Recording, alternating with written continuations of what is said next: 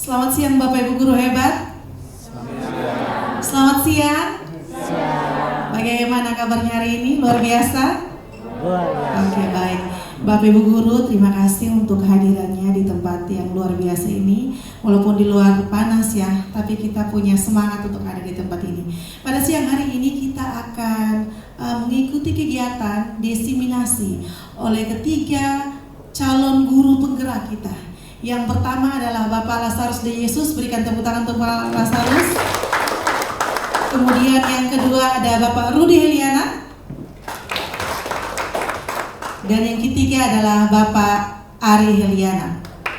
Tepuk tangannya semakin berkurang. Ya, baik, terima kasih Bapak Ibu. Dan pada siang hari ini materi yang akan dibawakan itu tentang budaya positif di sekolah. Dan materi ini sangat penting untuk kita semua karena kita sebagai guru dalam menjalankan peran kita untuk melayani dan juga mencerdaskan anak bangsa. Nah, sebelum kita memulai dengan penyampaian materi, langkah baiknya kita akan memulainya dengan doa, dan doa ini akan dipimpin oleh Ibu Maria Lodan. Kami persilakan.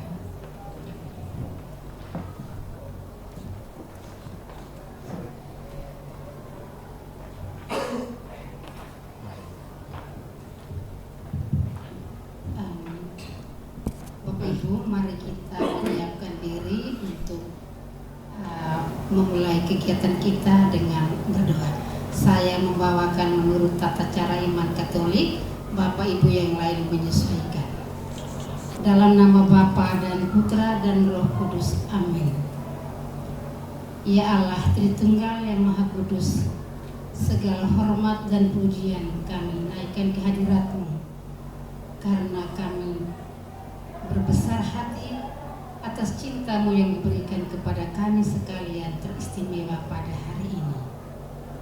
Hari ini ya Tuhan, dan pada kesempatan ini anak-anak gereja-Mu, anak-anak harapan bangsa-Mu akan memulai kegiatan seminar untuk guru penggerak. Kami percaya bahwa Tuhan telah memanggil dan memilih mereka untuk berkiprah di dunia pendidikan. Kami mohon Roh Kudus-Mu ya Tuhan, berikanlah kami kekuatan, tenaga, semangat, dan kemampuan untuk mengikuti kegiatan ini dengan sebaik-baiknya, dan pada akhirnya boleh bermakna untuk memuliakan kebesaran nama-Mu. Terpujilah nama-Mu ya Tuhan, kini hingga selama-lamanya. Amin. Dalam nama Bapa dan Putra dan Roh Kudus. Amin. Baik, terima kasih Bu Mary. Acara selanjutnya kita akan langsung mendengarkan pemaparan materi untuk yang pertama, yaitu budaya positif di sekolah, yang akan dibawakan langsung oleh Bapak Lazarus De Yesus dengan moderator Pak Frans Muka. Waktu dan tempat dipersilakan. Terima kasih Bu Helen sebagai MC. Terima kasih kita Bapak Ibu semua yang sudah hadir di tempat ini. Pada tempat yang pertama, kita patut mensyukuri atas segala rahmat yang telah diberikan kepada kita di siang hari ini. Oleh karena itu, sebelum kita mulai kegiatan kita ini, izinkan saya mengucapkan Salam, Salve. Assalamualaikum warahmatullahi wabarakatuh. Waalaikumsalam warahmatullahi wabarakatuh. Om Swastiastu. Oke, terima kasih. Kita agak semangat sedikit kalau ini. Mukanya kok cemberut-cemberut. Oke, baik Bapak Ibu. Di depan sini ada teman kita Pak Lazarus sebagai pemateri yang dalam hal ini mereka telah mengikuti kegiatan CGP atau calon guru penggerak kurang lebih 2,5 bulan dari tanggal 26 Agustus dan sampai saat ini, dan hari ini juga mereka akan menseminarkan materi mereka dengan kegiatan itu, dengan tema itu diseminasi budaya positif di sekolah. Dan tentunya diseminasi tentang budaya positif di sekolah ini yang akan disampaikan oleh Pak Sarus. Harapan kita sebentar setelah Pak Sarus menyelesaikan seminar ini, kita diminta untuk partisipasi kita untuk mendukung kegiatan mereka ini. Oleh karena itu, untuk mempersingkat waktu, kita serahkan ke Pak Lazarus untuk melanjutkan materinya. Kepada Pak Lazarus, silakan Pak, ke tempat, silakan.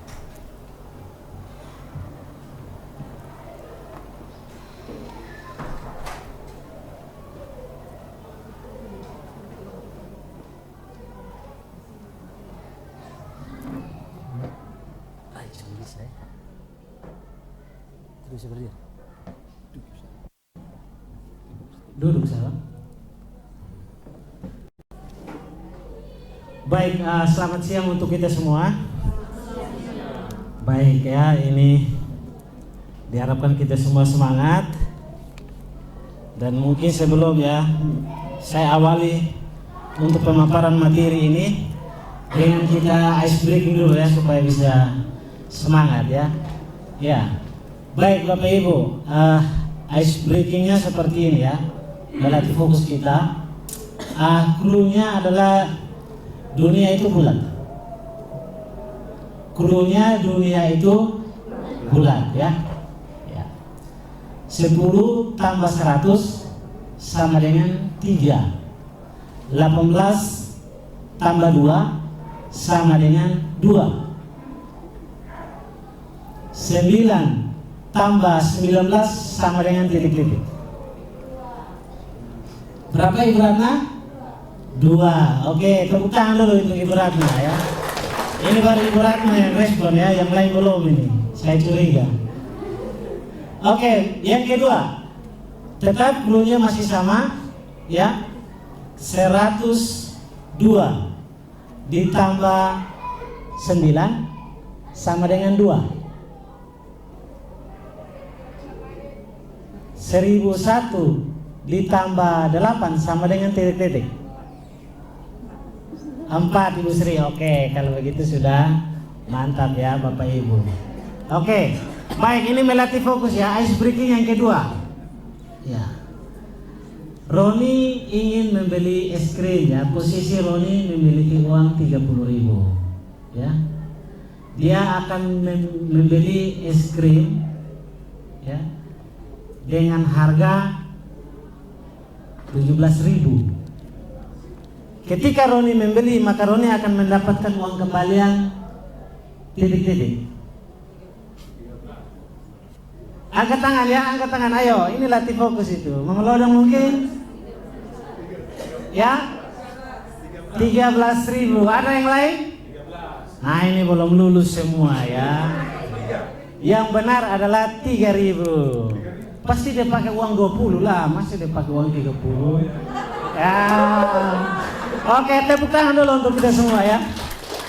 Oke, baik, kita mulai dengan materi. Nah, kakak cari cok dulu. Ini sudah masuk. Baterai. Itu biar ada bang. Sana. Yang itu sana yang son ada cok. Baik, kita mulai dengan materi ya. Budaya positif, tema umumnya.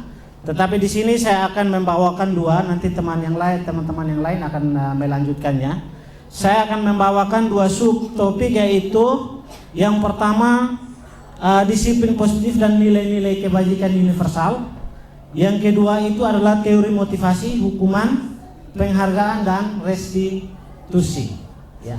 Jadi ada beberapa hal baru menyangkut istilah ya yang kami dapatkan selama mengikuti proses program guru penggerak, yang mana selebihnya telah kita terapkan ya. Nah, di sini ada beberapa poin penting seperti restitusi, itu merupakan sebuah hal yang baru. Oleh karena itu akan diimbaskan. Ya, berikut lanjut. Ya. Baik, yang pertama kita lihat tentang disiplin positif ya. Kata disiplin itu sendiri berasal dari bahasa Latin ya, yaitu disiplina yang artinya belajar. Ya. Kata disiplin juga berasal dari suku kata yang sama, yaitu disipel, yang artinya murid atau pelajar. Ya. Nah, dalam hal ini kita bisa menarik sebuah simpulan secara harfiah bahwa untuk menjadi seorang murid atau pengikut, seseorang harus memahami dengan sadar apa alasan dia mengikuti suatu ajaran. Karena semua harus dilakoni dengan motivasi diri yang kuat, motivasi yang munculnya dari dalam diri, ya, bukan karena paksaan, hukuman atau imbalan, ya, motivasi ekstrinsik, motivasi yang berada dari luar. Kadang kita bicara tentang disiplin, konotasi kita itu tentang aturan, ya, upaya untuk menaati sebuah aturan. Ya, ketika betul-betul kita menaati aturan, maka kita disebut sebagai orang yang disiplin. Ya, itu secara harfiahnya. Nah, di dalam sini berbicara lebih jauh tentang disiplin, itu sebenarnya adalah belajar. Bagaimana kita belajar untuk mengatur diri, mengontrol diri. Ya, karena sesuai dengan teori kontrol, setiap orang tidak bisa mengontrol orang lain. Hanya diri kita sendirilah yang bisa mampu untuk mengontrol diri. Ya. Jadi apa yang kita kehendaki, apa yang kita mau, harus mulai dari diri kita. Kitalah yang harus menjadi contoh, ya, untuk bisa mengimbaskan kepada orang lain. Ya. Baik, berikut, seseorang yang memiliki disiplin diri berarti mereka bisa bertanggung jawab terhadap apa yang dilakukan, karena tentu tindakan mereka berdasarkan nilai-nilai kebajikan yang diyakininya. Jadi di sini sebuah aturan diberi secara universal, ya. Namanya aturan di Republik ini, semua, baik sebuah komunitas kecil pasti ada aturannya.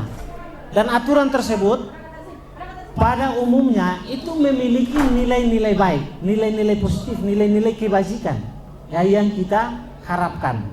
Artinya apa? Misalkan aturan untuk datang dan pulang sesuai dengan waktu, itu manfaatnya apa? Ya. Aturan misalkan anak harus berseragam, itu manfaatnya apa? Karena kita tidak bisa memaksakan, tetapi kita harus mengkomunikasikan manfaat tersebut sehingga muncul motivasinya itu dari diri. Ya. Jadi itu tentang disiplin. Berikut, di sini muara daripada sebuah aturan, muara daripada tindakan positif yang kita lakukan tentu memiliki motivasi. Ya. Motivasinya itu apa? Motivasinya itu kita mau membiasakan atau kita mau menerapkan nilai-nilai kebajikan. Di sini nilai-nilai kebajikan berarti nilai-nilai baik, ya, semua yang baik. Nah, di dalam penerapannya di lingkungan sekolah, nilai-nilai baik yang kita mau capai itu secara umum itu sudah dibungkus, ya, dalam kurikulum yang namanya nilai-nilai profil pelajar Pancasila. Ya, ini cover umum, ya, nilai yang kita harapkan. Slide-nya lanjut. Jadi yang pertama, nilai-nilai kebajikan itu secara umum itu muncul dalam 6 dimensi profil pelajar Pancasila, yaitu beriman, bertakwa kepada Tuhan Yang Maha Esa, dan berakhlak mulia. Itu yang pertama. Yang kedua, berkebinekaan global. Yang ketiga, bergotong royong. 4, kreatif. 5, bernalar kritis. 6, mandiri. Nah, yang menjadi catatan kaki sini, nilai-nilai kebajikan yang ada ini sifatnya itu tidak merupakan perintah atau delegasi kepada pihak tertentu untuk mengajarkan. Tetapi di sini kita secara bersama-sama berkolaborasi untuk menjadi teladan. Jadi nilai-nilai tersebut dimunculkan di dalam peran kita, di dalam lakon kita dalam melaksanakan tugas, baik sebagai guru maupun sebagai siswa, ya. Sama seperti teori kontrol tadi. Jadi kita yang mengontrol tersebut, kita maunya apa? Kita biasakan di dalam peran kita, dalam komunitas, dalam lingkungan kerja. Ya. Baik, itu cover umumnya. Sementara secara harfiahnya, pesan atau nilai-nilai kebajikan yang mau dilihat itu banyak Bapak Ibu, dan itu kita sudah lakoni ya. Misalkan kita mau tentang sikap murid, profil murid di sekolah sini sebagai outputnya itu seperti apa. Misalkan toleransi, rasa hormat, integritas, mandiri, dan seterusnya, itu banyak ya. Berikut tentang keterampilan hidup. Ya, di sini misalkan seseorang bagaimana dia berlaku dalam kehidupan sehari-hari untuk menjadi orang yang dipercaya. Ya. Berikut lurus hati, pendengar yang aktif, tidak merendahkan orang lain, memberikan yang terbaik untuk diri dan juga orang lain. Yang berikut tentang nilai-nilai tentang petunjuk hidup. Ya, itu ada sekian banyak seperti peduli, penalaran, kerjasama, keberanian, keinginan, dan seterusnya. Dan nilai-nilai inilah yang diharapkan dalam kita berperan sebagai guru, kita biasakan melakoninya, membiasakannya baik di dalam pelajaran atau di dalam ekstrakurikuler yang lain. Nah, ini diharapkan siswa juga membiasakan nilai yang sama ini dalam interaksi mereka, baik dengan guru juga baik dengan teman-temannya. Baik, nilai kebajikan yang lain itu berkaitan dengan pilar karakter ini, yaitu cinta Tuhan dan seterusnya ya. Pada prinsipnya nilai-nilai kebajikan masih sama. Ya, berbicara tentang kebajikan berarti yang kita bicara semua tentang nilai yang positif ya. Baik, materi yang kedua itu tentang motivasi, hukuman, konsekuensi, dan restitusi.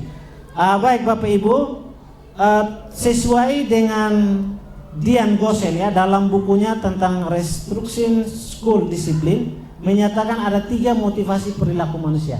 Jadi seperti tadi, setiap tindakan yang dilakukan oleh manusia, dalam hal ini kita interaksi dengan siswa maupun guru, tentu punya maksud, tentu punya tujuan.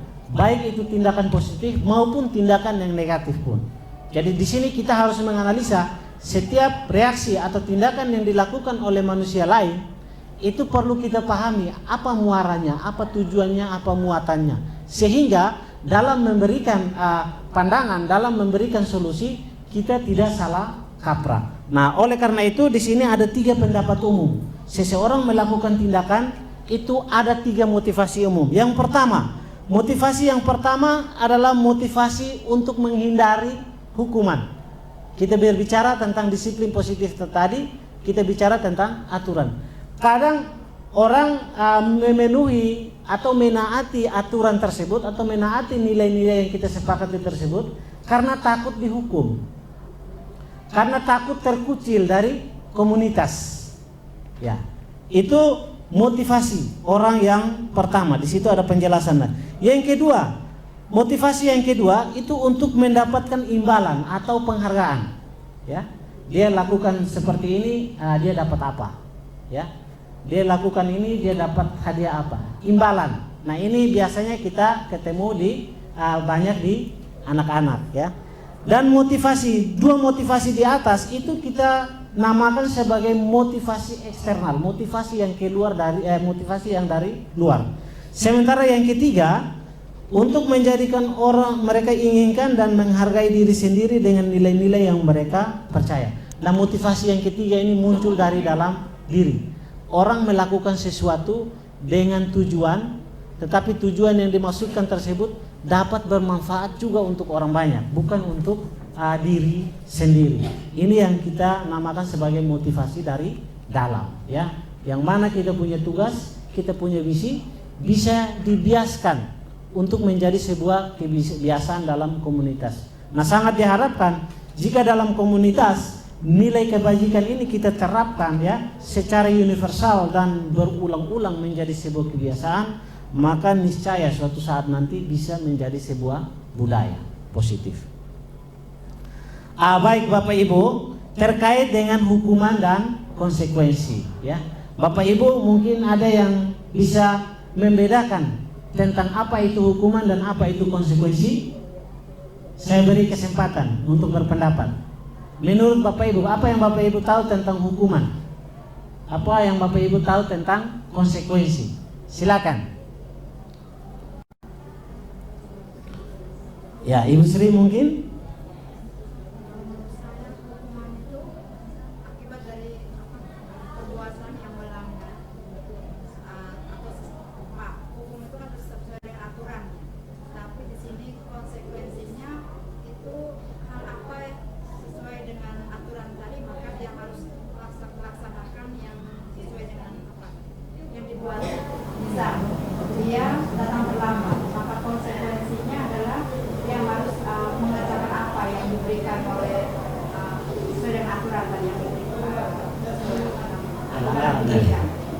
Baik, mari kita beri aplaus dulu untuk Ibu Sri ya.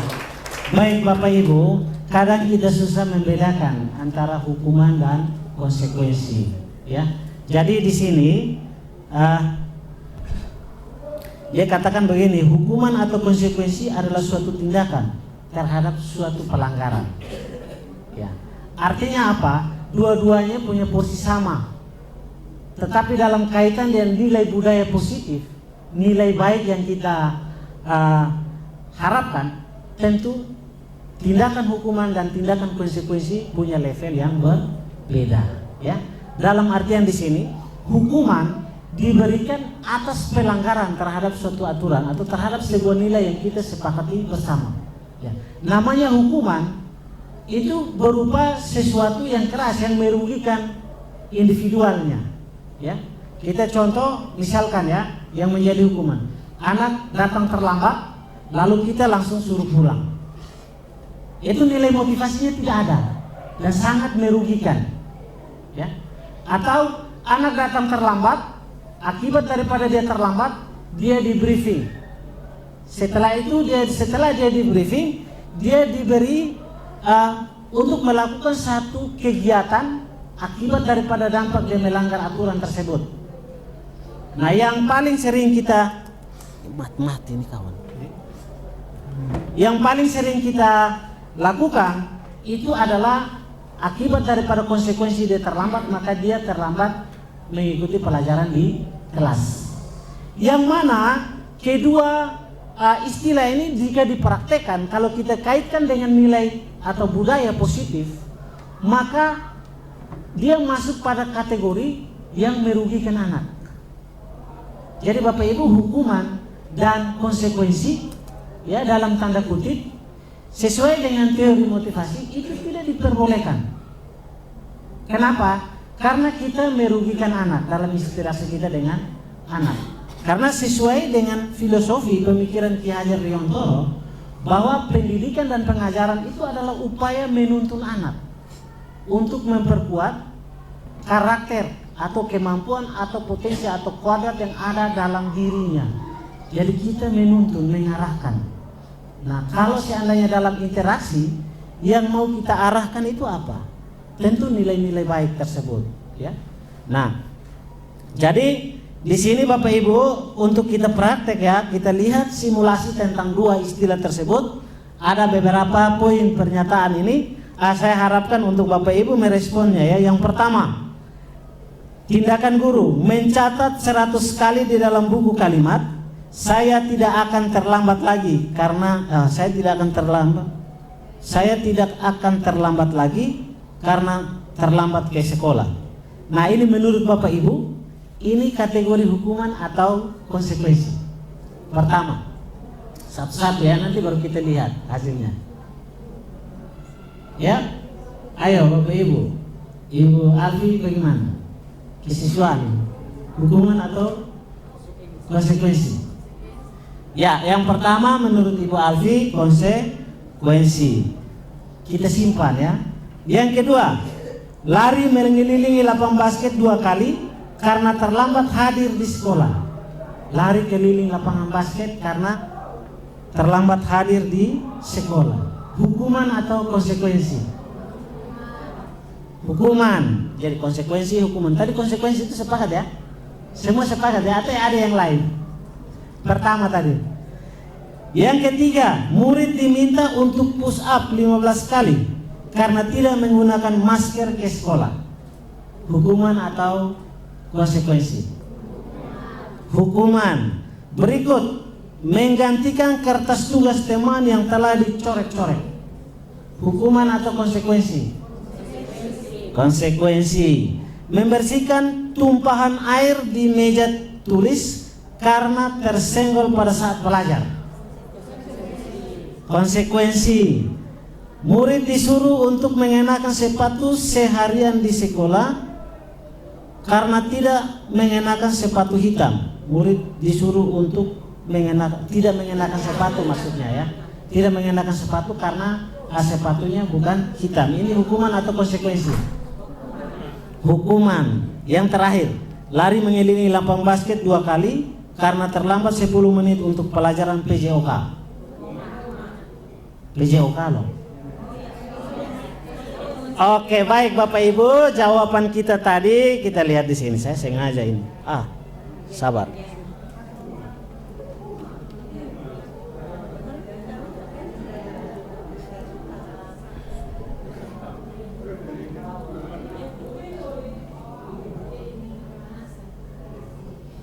Ya. Jadi dari ilustrasi ini kita bisa lihat, kita bisa tahu tentang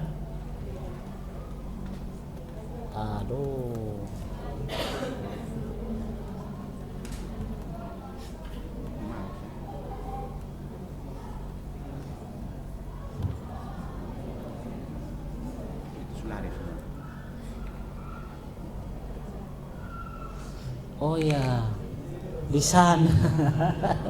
Oke, baik. Jadi Bapak Ibu, pertama itu adalah hukuman, ya, karena tidak ada nilai yang diperoleh dari sana, ya. Mencatat 100 kali di dalam buku kalimat saya tidak akan terlambat lagi, itu tidak ada guna, ya. Yang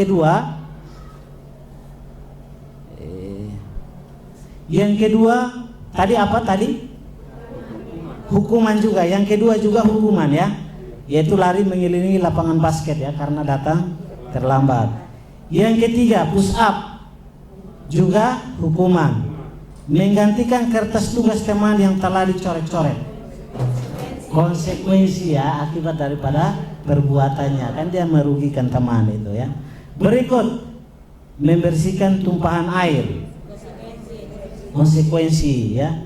Berikut murid disuruh untuk tidak mengenakan sepatu seharian, hukuman, ya, setuju. Lari mengelilingi pada saat PJOK, ini yang mungkin kita beda. Lihat sikonnya, ini adalah konsekuensi, ya tak? Karena PJOK itu kan awal-awalnya kan pemanasan, ya tak? Ya, jadi kita kasih dia itu bukan hukuman, itu adalah konsekuensi karena ada nilai yang masih ada kaitannya dengan kegiatan yang kita lakukan. Baik Bapak Ibu, jadi di sini dengan sendirinya kita mengingkari yang tadi bahwa hukuman dan konsekuensi itu dihindari. Artinya apa? Kalau hukuman benar dihindari karena di sana muatannya dominan negatif. Tetapi untuk konsekuensi, ya, tergantung dari situasi atau kegiatan pelanggaran yang dilakukan. Ya. Ketika kita salah menerapkan, maka itu adalah hukuman. Tetapi punya nilai, ya, yang bermanfaat, nilai koreksi untuk perbaikan atas apa yang dia lakukan, maka itu kita kategori sebagai konsekuensi. Jadi yang kita lakukan itu adalah sebuah tindakan yang membuat dia untuk menyadari, oh ini saya salah, ya, saya harus perbaiki dengan cara ini. Oke, baik Bapak Ibu, itu dua istilah. Berikut ya, berikut ini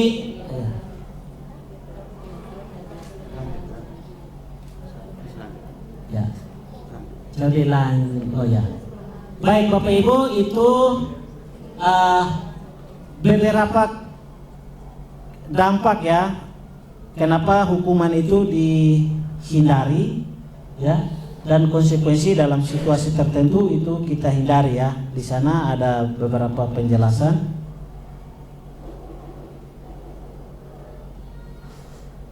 Ya, jadi hukuman dan konsekuensi itu, hukuman sesuatu yang menyakitkan, ya, namanya hukuman berarti yang kita lakukan itu akan menyakiti orang, ya, yang kita berikan hukuman. Dalam hari ini siswa. Tapi selama ini kan rasa-rasanya kayak biasa-biasa, saya. Anak-anak kita suruh berlutut, anak-anak kita kasih kata-kata kasar atas sebuah pelanggaran. Terkesan dia menaati, menuruti, ya. Tetapi di dalam psikisnya pasti dia sangat sakit hati. Dia bisa-bisa juga dia dendam, ya. Ya, dia akan ingat terus itu, ya, kata-kata kita yang kadang pedis, ya. Lalu misalkan anak pasti akan membenci kedisiplinan, ya, sifatnya paksaan. Berikut anak belajar untuk menyembunyikan kesalahannya. Kadang karena aturan ini kita butuh anak untuk jujur juga agak repot. Ya misalkan dong lakukan kesalahan sama-sama di situ. Dia sudah tahu bahwa akibat dari dia buat salah kita mau hukum. Maka dari sekian orang yang kita tanya semua pasti akan sulit untuk mengakui. Karena dia sudah tahu dampaknya. Tetapi kalau seperti itu, dampak yang kita biasakan itu misalkan kita menasihati dengan nilai-nilai positif tanpa sebuah hukuman yang menyakitkan mereka, pasti mereka akan jujur ya untuk mengakuinya. Baik. Yang ketiga Bapak Ibu, kalau duanya itu dihindari ya di dalam kita melakukan peran kita mendidik dan mengajar, lantas apa yang harus kita lakukan untuk menumbuhkan nilai-nilai atau budaya positif, disiplin positif tersebut di dalam komunitas kita, interaksi kita baik sesama guru maupun kita dengan siswa. Di sini ada sebuah istilah yang namanya restitusi.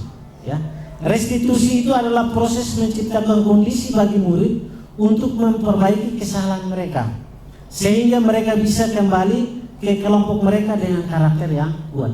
Bapak Ibu, jujur saya ketika belajar tentang ini, rasa-rasanya kita harus bertingkah minimal di bawah 1 langkah dari malaikat. Karena apa? Yang dilakukan itu memang murni semua interaksi yang positif. Contoh sederhana begini Bapak Ibu, anak buat salah, kita panggil dia, kita cerita dia, lakukan pendekatan, nanti dengan Pak Ari sebentar akan lebih lengkap ya. Kita cari solusi dengan dia, kita gali kenapa lu lakukan itu sesuai dengan motivasi intern. Setiap tindakan pasti ada tujuan. Kita gali semua dari dia, lalu kita minta dia untuk buat komitmen untuk memperbaikinya. Bapak Ibu, selama ini saya lihat banyak kita yang melakukan seperti itu ya. Jadi terutama di teman-teman di BK ya. Nah ini adalah sebuah kegiatan yang harus kita lakukan, itu namanya restitusi. Restitusi juga merupakan proses kolaborasi ya, ini proses kerjasama ya. Kalau misalkan di dalam kelas berarti wali kelas, guru mata pelajaran, dan siswa itu sendiri. Yang paling penting itu adalah melibatkan siswa. Kita mau buat aturan kelas, kita mau buat peraturan sebelum pembelajaran. Kebanyakan selama ini aturan kita buat, kita bacakan untuk mereka ketahui. Nah di dalam restitusi yang diharapkan adalah poin-poin tentang aturan, poin-poin tentang larangan itu harus datang dari siswa. Dia sendiri yang buat, karena besar harapan kita ketika dia sendiri yang buat, persentase untuk dia menaatinya itu besar. Ya, itu tentang teori restitusi. Baik, jadi beberapa contoh penerapan ya budaya positif. Kalau di dalam kelas hampir kita semua sudah lakukan ya. Contoh misalkan di dalam diskusi, ada banyak nilai yang di sana yang kita tanamkan kepada anak ya. Bagaimana dia bisa kerjasama dengan teman, bagaimana dia bisa saling menghargai ide, pendapat ya. Bagaimana dia mau membantu teman, itu adalah nilai-nilai positif yang kita biasakan ya di dalam proses pembelajaran. Yang kedua, nah ini sebagai pemenuhan tugas kemarin, itu contoh tentang penerapan budaya positif ya, baik oleh guru mata pelajaran atau wali kelas ataupun siapa saja guru tersebut. Ketika pelanggaran ya dilakukan oleh anak bersama atau interaksi pelaksanaan pelanggaran tersebut bersama kita, maka kita punya beban moral untuk mencari solusi ya. Jadi selama ini yang tidak luar biasa juga kita kadang serahkan ke BK ya, kadang serahkan ke kepala sekolah. Tapi dalam hal ini kita semua punya peran bagaimana memberikan solusi kepada anak atas masalah yang dia hadapi, tapi melibatkan dia untuk mencari solusinya ya. Baik, itu beberapa contoh, termasuk juga kepala sekolah ya. Ini diskusi tentang pengimbasan ya, materi tentang restitusi dengan kepala sekolah terkait dengan bagaimana indisipliner yang dihadapi oleh guru maupun siswa, bagaimana porsi seorang kepala sekolah itu bisa melaksanakan restitusi itu dalam memberikan solusi. Jadi itu salah satu contoh pengimbasan yang saya sudah lakukan. Baik, terakhir Bapak Ibu, kesimpulan. Penerapan budaya positif dalam suatu lingkungan kerja akan meningkatkan kinerja atau etos kerja semua komponen. Bapak Ibu setuju ya? hal positif tentu pasti akan berbuah positif atau berbuah manis. Nah tentu itu tidak bisa 1-2 orang yang lakukan. Nanti akan terkesan boneka, jadi bahan lelucon. Tetapi kalau kita semua melakukannya secara sama-sama dalam sebuah komunitas, pasti apapun tujuan kita atas tindakan yang kita lakukan pasti akan memberikan hasil yang baik. Yang kedua, pemberian hukuman dan konsekuensi terhadap siswa akan cenderung memberi dampak negatif terhadap perkembangan anak. Ya.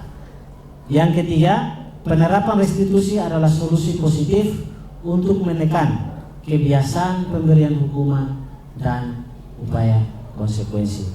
Baik Bapak Ibu, demikian materi dari saya untuk 2 sub topik yang kita bahas. Terima kasih.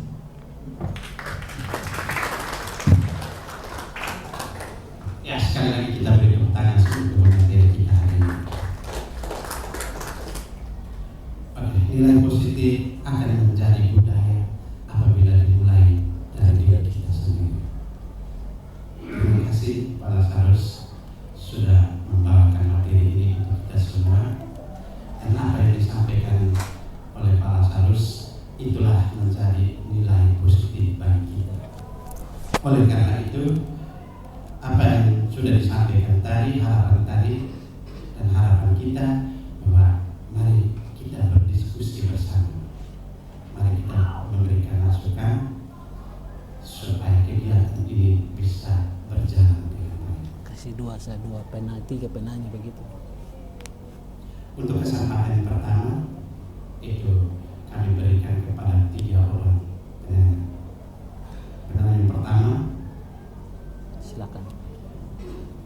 1 Ibu Loda. Yang kedua,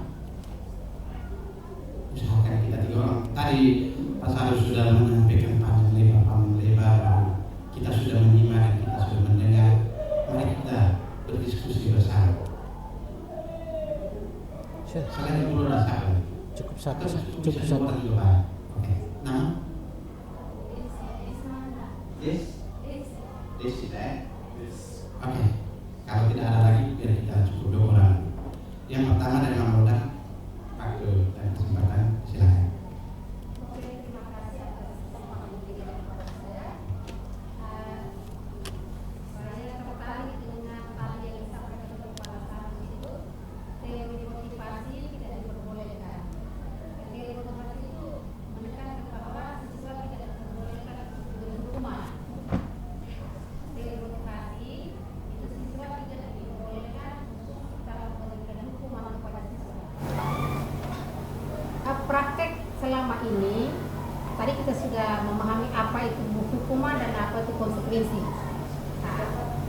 Nah, dalam kenyataan ini kebiasaan yang kita tahu bahwa kalau ada pelanggaran tata tertib, siswa kita selalu diberi hukuman. Nah, nanti imbasnya ke konsekuensinya tadi. Saya mau pertanyaan saya, apakah teori motivasi ini hanya sekedar dibuat ataukah harusnya kita di lembaga-lembaga pendidikan ini kita berpikir ataukah kita cenderung praktekkan teori motivasi ini? Karena melihat semua sekolah ini kalau siswa ada pelanggaran berarti harus dikasih hukuman. Ternyata di sana secara teorinya bahwa tidak boleh diberikan hukuman kepada siswa. Ini kira-kira kita dialog atau diskusi bersama seperti apa? Terima kasih, saya kembalikan. Ya, terima kasih Mang Loda. Yang kedua, Mbak Desi. Baik, terima kasih untuk kesempatan yang diberikan kepada saya. Sebelumnya saya mau menyampaikan bahwa pertanyaan saya terkait bicara sebelumnya, mohon maaf, Ibu, itu sedikit mirip begitu. Oh iya. Jadi mungkin di sini yang saya mau fokuskan itu kan tadi Bapak Kemudian sudah menyampaikan bahwa kalau apabila hukuman dan konsekuensi dilakukan secara terus-menerus itu akan memberikan dampak yang negatif. Nah, langkah atau apa yang seharusnya merubah atau tindakan yang dapat merubah pandangan tersebut itu seperti apa seharusnya? Mungkin itu saya kembalikan. Terima kasih. Tepuk tangan. Oke, mari kita tepuk tangan untuk dua penarik kita. Oke, terima kasih. Pertanyaan pertama dari Mama Loda bisa dijawab menyangkut dengan teori motivasi yang kaitan dengan hukuman ataukah konsekuensi, lalu penerapannya apa teori motivasi ini bisa diterapkan di sekolah ataukah di mana di dalam lembaga ini.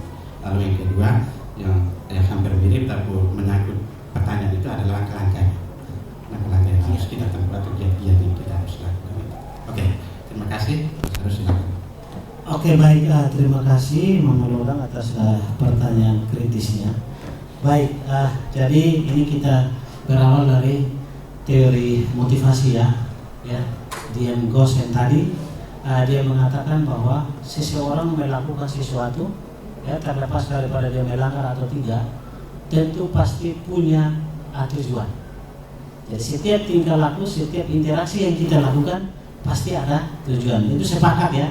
Selama mungkin kita lakukan ini tidak ada tujuan, atau itu pasti dalam keadaan tidak sadar itu. Ya.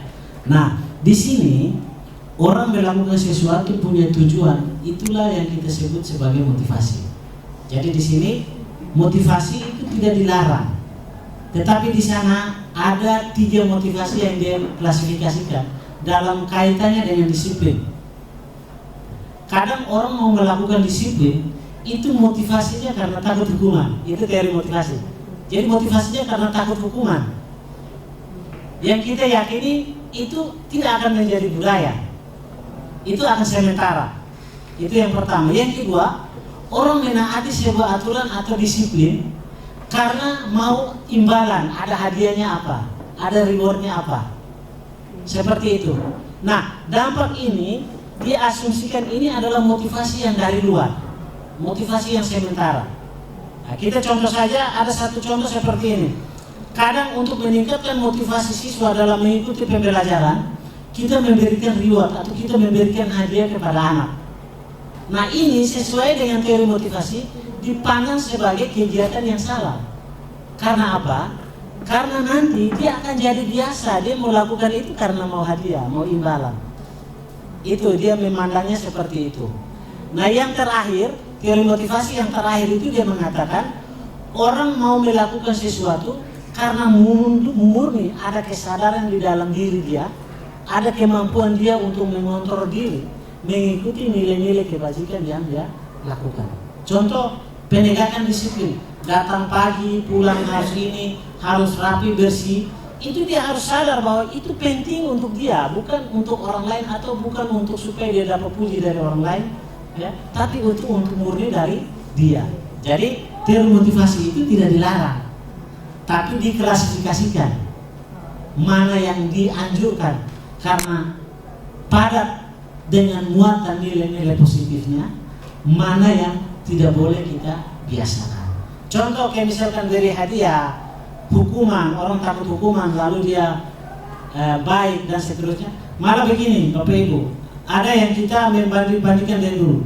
Kami dulu ini guru pukul ketong apa semua, akibatnya kami jadi baik. Ya toh? Tapi sekarang tidak berlaku. Ya. Kadang anak kita pukul dia berdiri balik, PMA balik. Dan itu malah tidak memberikan sebuah nilai apa-apa. Karena apa? Pasti akan lebih berlanjut itu ya. Apalagi seorang guru kalau saya lakukan sesuatu baru you bikin reaksi balik, bahaya. Dan itu muatan nilainya tentu sangat negatif. Kenapa? Baik untuk itu guru bisa dia berlaku di luar kontrol. Dan itu sangat negatif. Akibatnya sangat tidak baik. Nah, oleh karena itu, ini saya langsung kaitkan dengan penanya yang kedua ya. Bagaimana kiatnya Pak kalau yang ini semua kita tidak boleh lakukan? Bapak Ibu, hukuman dan konsekuensi tadi kan Bapak Ibu sudah membedakan secara jelas. Artinya bahwa yang hukuman itu tidak boleh. Hukuman itu apa? Suatu tindakan yang kita berikan akibat daripada sebuah pelanggaran terhadap sebuah kesepakatan, tapi tidak ada nilai mendidiknya, tidak ada nilai positif untuk itu anak. Ya. Contoh seperti tadi dia sudah pakai saja sepatu, kita hukum dia untuk 1 hari antero dulu berinteraksi di dalam sekolah sini sudah pakai sepatu. Nah ini kan efek dia sosial dia terhadap teman-temannya tidak baik, ya kan? Kalau mau ke musim panas begini, anak kota ini kakinya halus sekali ya, nanti pas dia pulang sudah malas. Nah ini akan memberikan malah bukan memberikan nilai positif, tapi akan memberikan dendam ya di dalam dirinya. Artinya apa? Yang kita lakukan konsekuensinya. Pintar-pintar. Sebuah pelanggaran terkesan hukuman, tetapi konsekuensi logisnya itu harus jelas. Ada nilai positif yang kita mau titipkan. Nilai positifnya itu terkait dengan pelanggaran. Contoh, dia senggol teman punya air jatuh di dalam ruang kelas, ya toh? Dia yang harus membersihkan, itu akibat, itu nilainya ada. Kenapa? Karena yang pertama, itu merugikan teman. Minimal itu sebagai ungkapan ya permintaan maaf kamu, ya. Karena kelas akan dinikmati oleh semua orang, maka itu harus bersihkan. Ya. Jadi contoh seperti itu ya. Jadi harus ada kita boleh memberikan sebuah tindakan terhadap sebuah pelanggaran, tapi dia punya pesan moralnya itu harus jelas. Jangan cuma ada pesan, jadi atas dasar emosi kita kasih dia hukuman. Ya. Nah ketika kita bicara seperti ini, kita tampar anak boleh atau tidak? Ya. Dalam situasi tertentu kan boleh, ya. Tetapi dari segi hukuman sangat tidak boleh. Kenapa? Karena efeknya negatif, baik terhadap kita yang melakukan, baik terhadap itu anak yang kita kenakan. Ya, makanya secara aturan atau undang-undang jelas tidak boleh main fisik. Nah malah sekarang sudah berimbas pada verbal, kata, bahasa dalam mendidik dan seterusnya. Itu juga harus diperhatikan. Kenapa? Karena kita sulit membedakan antara memberi hukuman dan konsekuensi. Jadi kita sepakat di sini konsekuensi boleh. Yang penting yang kita lakukan tindakan konsekuensinya itu syarat dengan nilai positif yang akan menjadi bekal ya untuk dia melakukan pembenahan diri. Baik, di sini kalau dua-duanya tidak boleh, langkah apa yang kita lakukan ya seperti Ibu katakan. Langkah yang harus kita lakukan adalah pendekatan-pendekatan yang kita lakukan terhadap memberikan motivasi atau terhadap memberikan solusi atas sebuah tindakan pelanggaran, baik yang dilakukan oleh siswa maupun oleh sesama kita, harus dilakukan dengan pendekatan yang positif. Nah, pendekatan yang positif sesuai dengan teori ini yang namanya restitusi. Jadi kita tidak tampil sebagai sok jago, tampil sebagai orang yang pintar, tampil sebagai orang yang punya segudang pengalaman untuk bisa memberikan solusi. Tidak.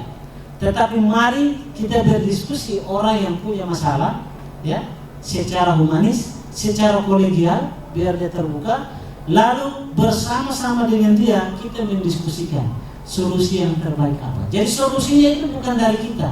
Kalau dari kita maka sifatnya kita perintah, instruksi, ya. Harus yang dia sepakati. Karena dengan begitu maka dia pasti akan menurutinya secara sempurna. Ya. Solusinya dari dia, oh ya terlambat maka besok. Jadi kita pendekatan nanti di kegiatan restitusinya itu ada beberapa tahapan pendekatan untuk menggalinya. Maka harus muncul dari dia dibilang oh ya supaya saya tidak terlambat maka besok saya harus lebih pagi. Ya. Dan seterusnya. Jadi itu solusi dari dia. Yang seterusnya nanti itu ada sebuah istilah lanjutan dari para restitusi yang namanya keyakinan, ya, nilai keyakinan. Baik, mungkin untuk sementara dari saya cukup demikian. Terima kasih. Oke, baik, terima kasih untuk Mam Loda dan Nona Desi dan kita semua Bapak Ibu guru yang sudah berpartisipasi dalam kegiatan ini. Harapan apa yang sudah disampaikan tadi menjadi pengingat untuk kita. Oleh karena itu, waktu sekarang sudah jam Kita akhiri. 12.12. Kegiatan ini kita akhiri. Terima kasih. Salam. Salam. Assalamualaikum. Salve. Om Swastiastu. Namo Buddhaya. Salam kebajikan. Tuhan memberkati.